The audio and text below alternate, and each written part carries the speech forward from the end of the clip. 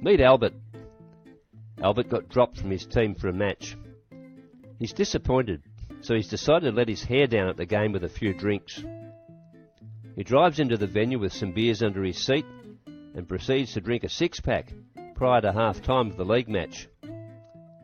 The match is close, and after Albert's drinks have run out, he sits on the bonnet of his car and hurls abuse at the opposition players and the umpires to try and help his side. Albert can't quite remember the incident, but witnesses said he was swearing and abusive and his behaviour was very disturbing to the families within earshot. Some even left the venue. Albert doesn't really see what the fuss is all about. He was just letting off some steam and figures he paid his entry fee, so he should be able to say whatever he wants, right? Well, not quite. Albert's behaviours detracted from the league's game day environment and turned some families away from letting their kids play football in the future. There was even a sponsor of the league present who is waiting to see how the league handles the situation and considering pulling their funding in the future. So, what is a game day environment and why is it important? A game day environment refers to the experience at a football match. It should be our endeavour to offer players, patrons and the community the most pleasant and safe environment possible at matches so they continue to support football. Doing this should assist the league from a participation, occupational health and safety, financial and goodwill perspective. What behaviours are wrapped up in the term game day environment?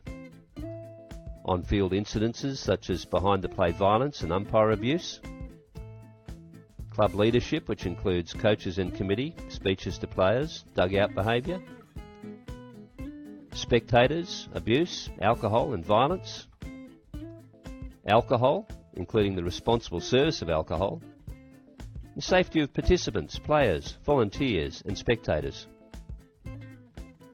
What tools are there to support improvements in our game day environments?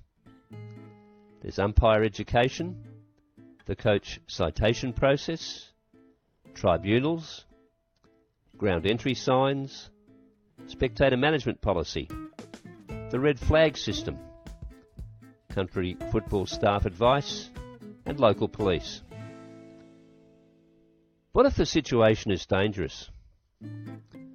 Should there be a scenario where you consider dangerous, for example unruly spectators, there is no expectation that you as a volunteer put yourself in harm's way.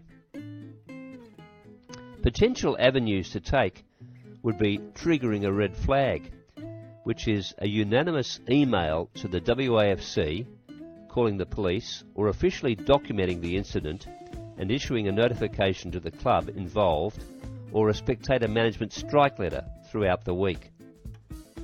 Ignoring the incident should not be an option as a leader in football trying to improve the game day environment.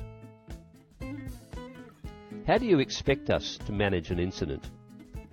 On field, with an umpire report or investigation, which then goes to the tribunal, with possible fines and sanctions.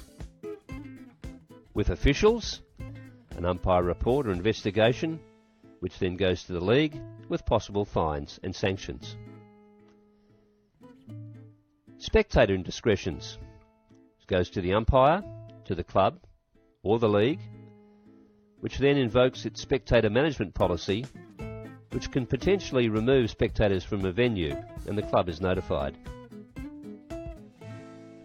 Umpires can play an important role in managing game day environments and should make a note of any disturbing incidents witnessed, even if they are off-field. These should then be followed up by the league when they process the matchday paperwork. For further reading, go to the WACFL's site, wacfl.com.au/resources/downloads. There's also further reading on all of these topics in the Country Club Manual.